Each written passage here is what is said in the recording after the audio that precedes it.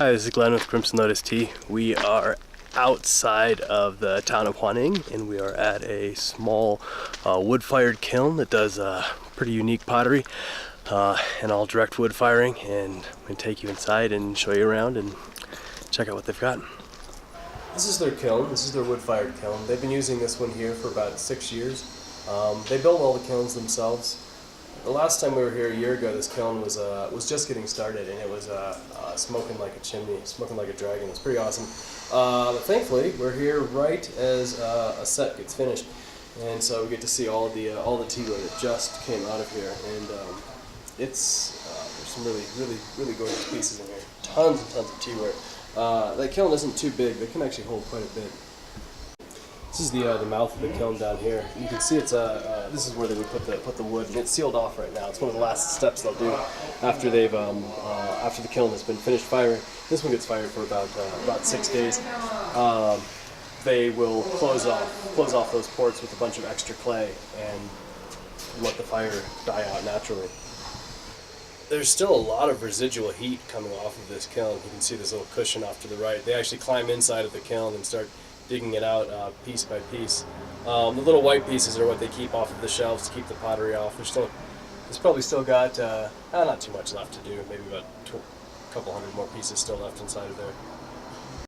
They're already getting ready for the next firing, stacking up the wood, cutting it out. They say it takes about 11 tons of this wood to run the kiln for 6 days.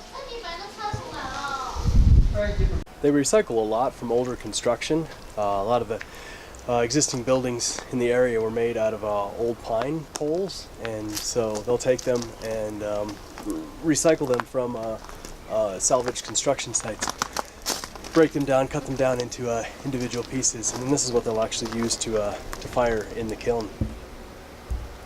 This is one of the artists' workstations, one of the artist studios. This is where they get to actually do a lot of the work. They do it right here, right on site, so they don't have to transport stuff around. Nobody's working today because they were working so hard getting that kiln unloaded. They're all kind of taking a break.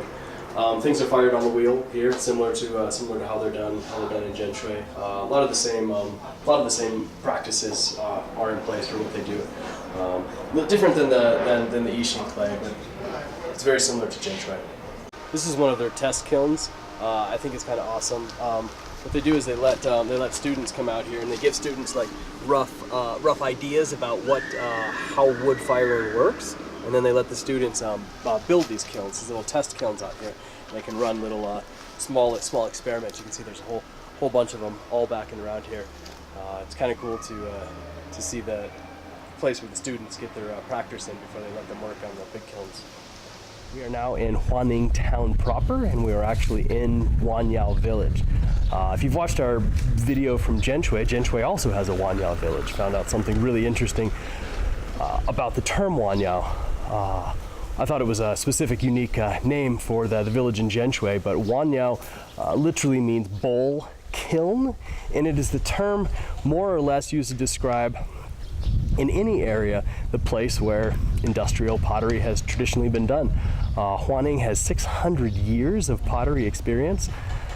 Not necessarily teaware. Teaware is fairly new, and a lot of the art style vases and things were brought in during the Qing dynasty, but traditionally anything that needed to be made from a pottery perspective, whether it was roof tiles, bowls, spoons, would need to be made local in any of the villages in China. And the reason for that is ceramics would break if they were transported in the old days. So every village had a Wanyao area. They had an area that was where the kilns were done. They have been working really hard in Huaning, similar to Zhenchui, to push the pottery tourism. They've really put a lot of money into this Wanyao area. At the top of the hill are the two dragon kilns. All these little shops around here have small little gas-fired kilns or electric kilns. They've been putting a lot of work into it, and it's really impressive. It's really beautiful. We're going to look inside some of the shops and see what they have. I really love seeing broken pottery put to good use. I thought this was a pretty creative use. One of the things that makes Huaning unique is the the glazes that they use. Each shop has its own special recipe. It's all hand blended glazes. They go up into the mountains, dig the pieces, dig the minerals out, blend the glazes by hand, mix them up, and yeah, each shop, it's a special secret. They won't let the other shops know how to do it. We asked them a couple questions about the processing and stuff, and they were like, they just didn't want to tell us. But so this shop specializes in wood-fired stuff. And there's some really cool, really cool pieces and stuff that they have in here. The Huaning wood-fired stuff has a really beautiful look, a lot of nice ash glazes. We've sold some stuff in the past on our site, and we've got some more coming up too. They can get a lot of creativity with the glaze work that they do. Some really nice stuff. Some of it's similar to some of the Jianjian. One of the trademarks of Huaning glaze is this beautiful turquoise, green, purple color. It's really vibrant. Actually, under a microscope, it's even prettier. In teaware, it actually acts somewhat like a celadon glaze. It can actually craze and crackle under use. We sold some guy ones from here last year, and they're pretty awesome. It's one of my favorite textures. This is a fairly new dragon kiln in Huaning. This one was built just about a year ago. It's only been fired 4 or 5 times. You can see the pottery down here that's used as the foundation.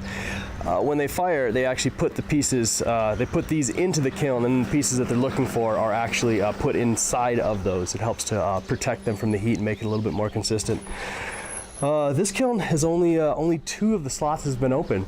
The rest of them are all full. They're waiting for another big event before they'll open them up. But a visiting Yunnan provincial governor came by, and so they opened up a couple of them early.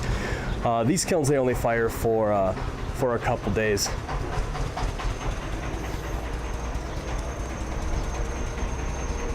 This is something I really love seeing. When pieces don't work in the kiln, they just become artwork. These pieces here had obviously some inconsistent heat during the application. The pieces just melted. It got so hot that the clay itself just became super elastic, and they're just left here as really interesting little art pieces. I think that's fascinating. Down here is the old dragon kiln, and this dragon kiln has been in operation for more than 30 years. They've gotten some money from the local government, and they're working on redoing it. And they're fixing a new roof, putting a new roof around it, and it's kind of fun. They use a lot of traditional old techniques and building a new roof.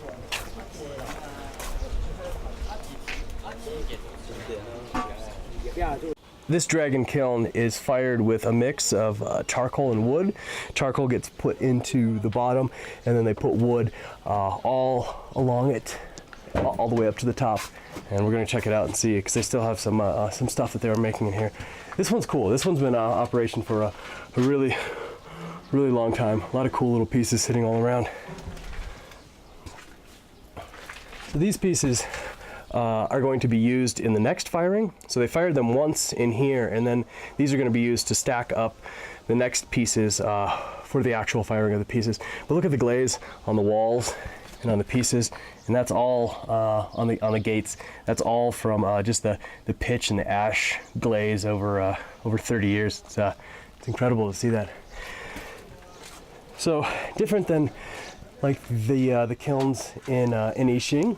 Each of these have very specific chambers, and so individuals can actually buy a chamber and use that to keep their own pieces in there. The chambers get larger as it goes up. So at the bottom, the smaller chambers, all the way up to some really big chambers.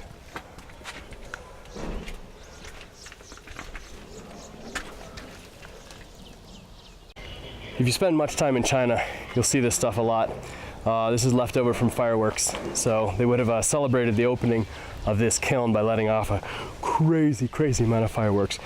Probably just attached right up to the top. It would have been really loud. It would have been a lot of fun. I wish we could have been here when it was opened. If you notice this entry hole right here and right here, this is where wood is put into the kiln. This kiln is only fired for 1 day and 2 nights. So what's that, about 36 hours, something like that. So this is where the wood gets pushed in, but then at the end they actually seal it up. They stick in a bunch of bricks, pack the wet clay around it, and then that removes all the oxygen, and the fire dies out, and then they wait a couple days for it to dry out. They fire this dragon kiln just 3 to 4 times a year. It's a lot of work to pack it, a lot of work to fire it, a lot of work to unload it. This is one of Huaning's old masters. He's working on this truly incredible piece.